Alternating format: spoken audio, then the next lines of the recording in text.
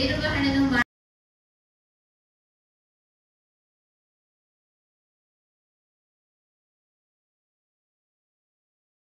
ರೋಗ ಕ್ಯಾನ್ಸರ್ ಸದಾ ಆರೋಗ್ಯ ರಾಜನ ಒಂದು ಪ್ರಶ್ನೆ ಏನಿದೆ ಅದನ್ನು ಹೇಳ್ತಾನೆ.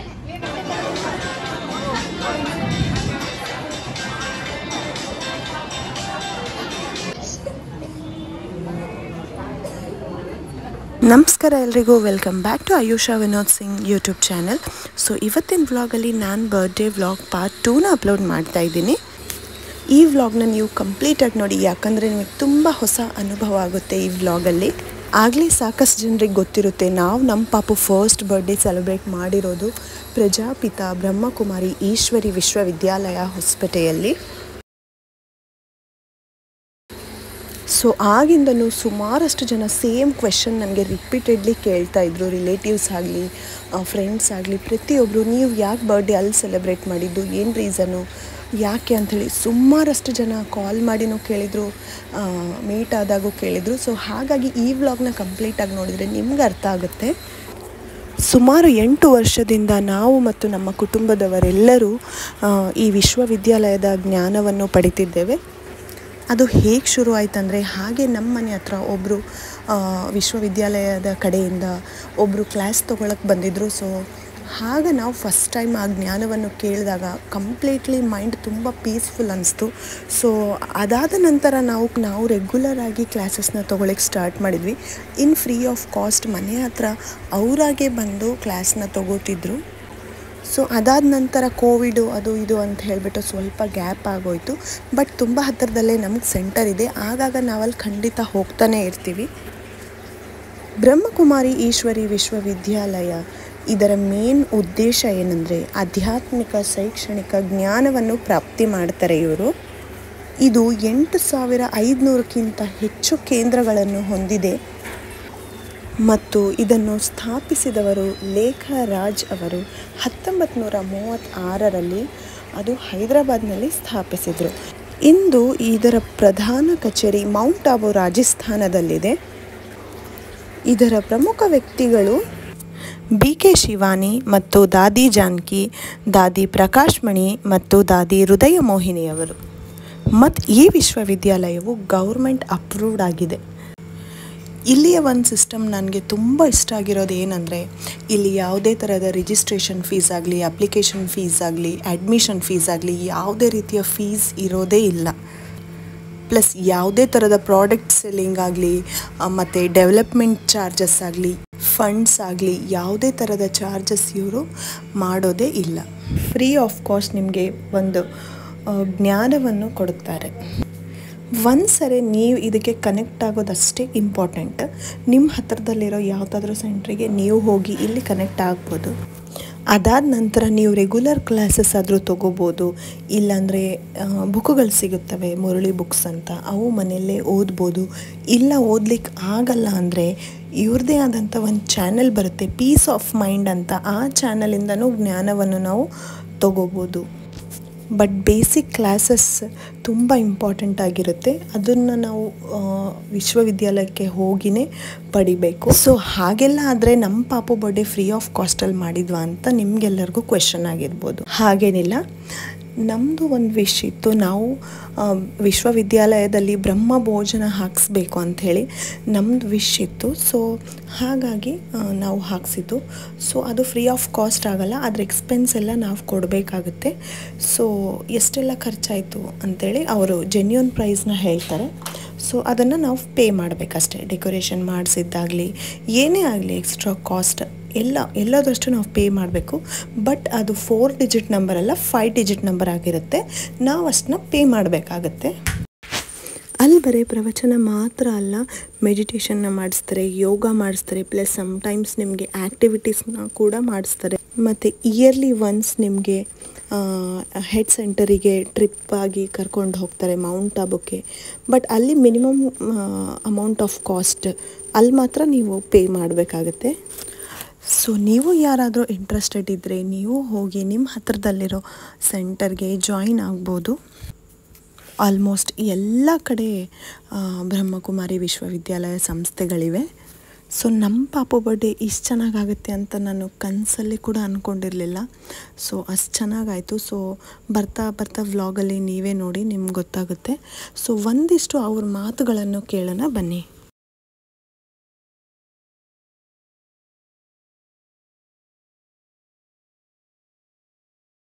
ಆತ್ಮದ ನಿರ್ವಹಣೆಯನ್ನು ಮಾಡ್ಕೋಬೇಕು, ಆತ್ಮನನ್ನು ಶಕ್ತಿಶಾಲಿ ಮಾಡ್ಕೋಬೇಕು.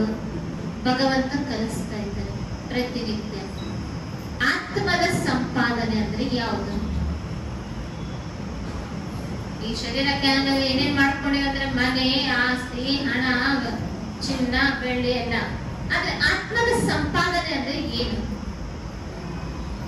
ಆತ್ಮನ ಗುಣಗಳನ್ನು ನಾವು ಬೆಳೆಸ್ಕೊಳ್ಳೋದು, ಆತ್ಮನ ಶಕ್ತಿಯನ್ನು ನಾವು ಬೆಳೆಸ್ಕೊಳ್ಳೋದು, ಇದು ಆತ್ಮನ ಸತ್ಯ ಸಂಪಾದನೆ. ಬರೀ ಈ ದೇಹ ಬಿಟ್ಟು ಹೋದ್ರೆ ಈ ಸಂಪಾದನೆ ಏನಿದೆ ಆತ್ಮನ ಜೊತೆಯಲ್ಲೇ ಇರುವಂತದ್ದು. ಆ ಆತ್ಮ ಈ ದೇಹದ ಒಳಗೆ ಇರೋ ತನಕ ಏನ್ ಮಾಡ್ತಾರೆ? ಎಲ್ಲರೂ ಗೌರವ ಕೊಡ್ತಾರೆ. ಎಲ್ಲರೂ ಚೆನ್ನಾಗಿದ್ದೀರಾ? ಆರೋಗ್ಯ ಚೆನ್ನಾಗಿದ್ದೀರಾ? ಒಮ್ಮೆ ಬನ್ರಿ ಮನೆ ಕಡೆ, ಬಹಳ ದಿನ ಆಯ್ತು ಬಂದಿಲ್ಲ. ಮಾತಾಡೋದ? ಕರೆಯಲ್ವಾ? ಕರೀತಾರೆ, ಗೌರವ ಕೊಡ್ತಾರೆ, ಪ್ರೀತಿ ಸ್ನೇಹ ಇರ್ತದೆ. ಅದೇ ಆತ್ಮ. ಆ ವಿಡಿಯೋ ನೋಡಿ ನಿಮ್ಗೆ ಒಂದಿಷ್ಟು ಐಡಿಯಾ ಬಂದಿರುತ್ತೆ. ಈ ದೇಹ ಬಿಟ್ಟು ಸೊ ಪ್ರವಚನ ಅಷ್ಟು ಎಲ್ಲ ಮುಗಿಸಿ ಸ್ವಲ್ಪ ಹೊತ್ತು ಮೆಡಿಟೇಷನ್ನ ಮಾಡಿಸ್ತಾರೆ. ಸೊ ಅದೆಲ್ಲ ಪ್ರಾಸೆಸ್ ಆದ ನಂತರ ಬರ್ಡೇ ಎಲ್ಲ ಸ್ಟಾರ್ಟ್ ಆಯಿತು. ಅಲ್ಲಿ ಹೊರಗಿಂದ ಏನೂ ಅಲೋ ಮಾಡಲ್ಲ, ಕೇಕ್ ಸಹ ಅವರೇ ಪ್ರಿಪೇರ್ ಮಾಡ್ತಾರೆ. ಸೊ ಅಷ್ಟೆಲ್ಲ ಪ್ರೇಯರ್ ಮೆಡಿಟೇಷನ್ ಮುಗಿಸೋವರೆಗೂ ಪಾಪು ಇಲ್ಲೇ ಆಟ ಆಡ್ತಾ ಇದ್ದ ಮೆಡಿಟೇಷನ್ ರೂಮಲ್ಲಿ. ಇಲ್ಲಿ ಎಲ್ಲ ಫ್ಯಾಮಿಲಿ ಮೆಂಬರ್ಸ್ ಕೂತು ಟೈಮ್ ಸ್ಪೆಂಡ್ ಮಾಡ್ತಿದ್ವಿ. ಫಸ್ಟ್ ಟೈಮ್ ಯಾರ್ಯಾರು ಬಂದು ಇದನ್ನು ಕೇಳ್ತಾರೆ ಸ್ವಲ್ಪ ಅಡ್ಜಸ್ಟ್ ಆಗಲ್ಲ, ಬಟ್ ಒಂದು ಪಾಯಿಂಟ್ ಮಾತಾಡಿದಾಗ ಸ್ವಲ್ಪ ಮನಸ್ಸಿಗೆ ನಾಟುತ್ತೆ ಅದು. ಅದಾದ ನಂತರ ಓಕೆ ನಾವು ಕೇಳ್ಬೋದು ಅಂತ ಮೈಂಡಲ್ಲಿ ಬರುತ್ತೆ. ಮತ್ತು ಒಂದಿಷ್ಟು ಜನ ತಪ್ಪು ತಿಳ್ಕೊತಾರೆ, ಇಲ್ಲೆಲ್ಲ ಫ್ಯಾಮಿಲಿ ಹಸ್ಬೆಂಡ್ ವೈಫ್ ಎಲ್ಲರೂ ಬೇರೆ ಆಗಬೇಕೇನೋ ಇದರಲ್ಲೆಲ್ಲ ಹೋಗೋಕ್ಕೆ ಅಂತ ಹೇಳಿಬಿಟ್ಟು. ಸೊ ಹಾಗೇನಿಲ್ಲ, ನೀವು ಆರಾಮಾಗಿ ನಿಮ್ಮ ಫ್ಯಾಮಿಲಿಯಲ್ಲಿದ್ದೇ ಈ ವಿಶ್ವವಿದ್ಯಾಲಯದ ಜ್ಞಾನವನ್ನು ಆರಾಮಾಗಿ ಪಡೆಯಬಹುದು, ಯಾವುದೇ ತೊಂದರೆ ಇರುವುದಿಲ್ಲ. ಅಲ್ಲಿ ಪ್ರೇಯರ್ ಎಲ್ಲ ಮುಗಿಸಿ ಒಂದು ಸಣ್ಣ ಆ್ಯಕ್ಟಿವಿಟೀನ ಮಾಡಿಸ್ತಿದ್ರು. ನೋಡಿ ಎಷ್ಟು ಚೆನ್ನಾಗಿ ಅನಿಸುತ್ತೆ ಅದನ್ನು ನೋಡಿದರೆ.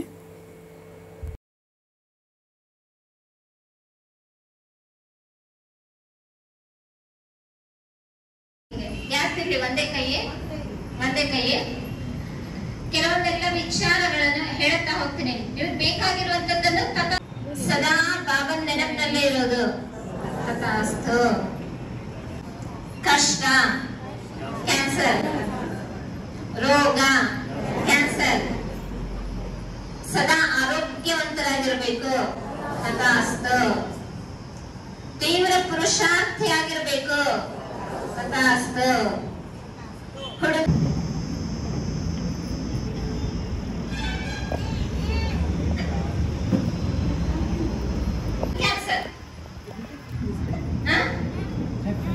ಯಾವುದು ಬೇಕು ಯಾವುದು ಬೇಡ.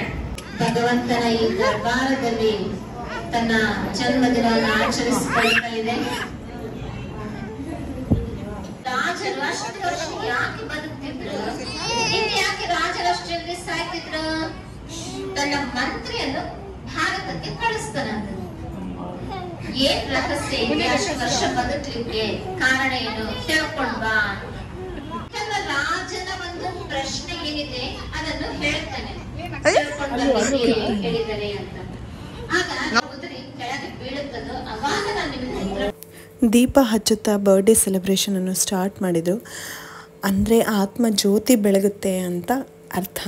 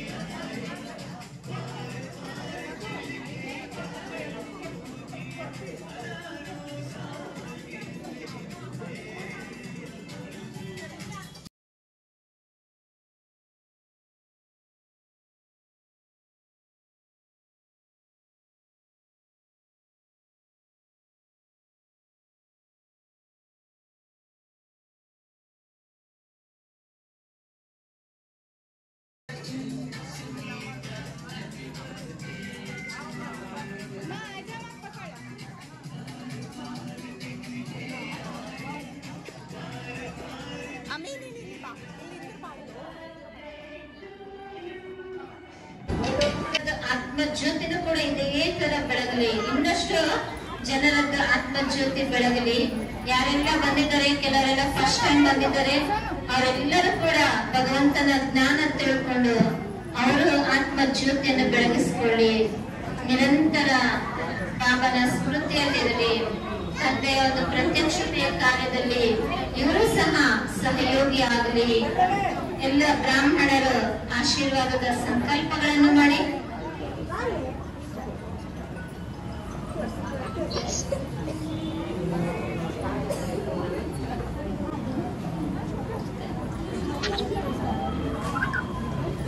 Aja Maya,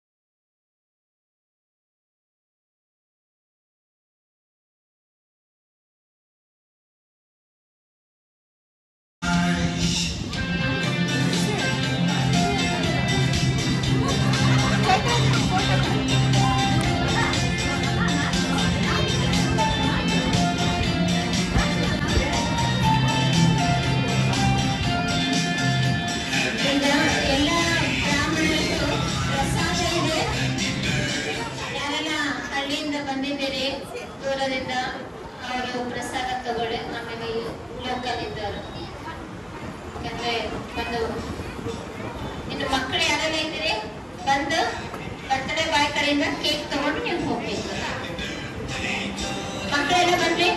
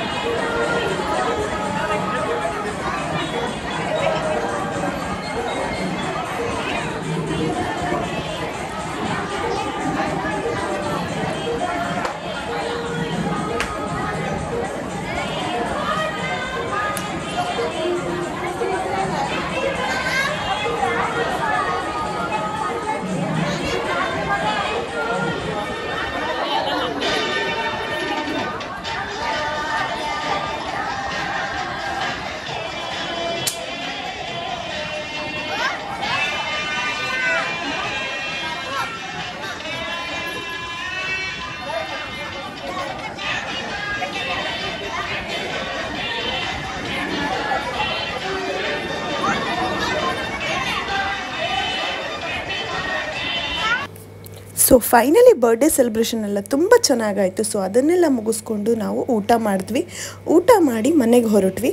ಸೊ ನೆಕ್ಸ್ಟ್ ವ್ಲಾಗಲ್ಲಿ ನಾನು ಗಿಫ್ಟ್ಸ್ನೆಲ್ಲ ಅನ್ಬಾಕ್ಸ್ ಮಾಡೋದು ನಿಮ್ಮ ಜೊತೆ ಶೇರ್ ಮಾಡ್ತೀನಿ. ತುಂಬ ಸ್ಪೆಷಲ್ ಆದ ಒಂದು ಪರ್ಸನ್ ಬಂದಿದ್ದರು, ಅವರು ಯೂಟ್ಯೂಬರೇ. ಸೊ ಅವ್ರನ್ನ ನಿಮಗೆ ಮೀಟ್ ಮಾಡಿಸ್ತೀನಿ. ಸೊ ತಪ್ಪದೆ ನೆಕ್ಸ್ಟ್ ವ್ಲಾಗ್ ನೋಡಿ. ಅಲ್ಲಿವರೆಗೂ take care, see you, thank you for watching, bye bye.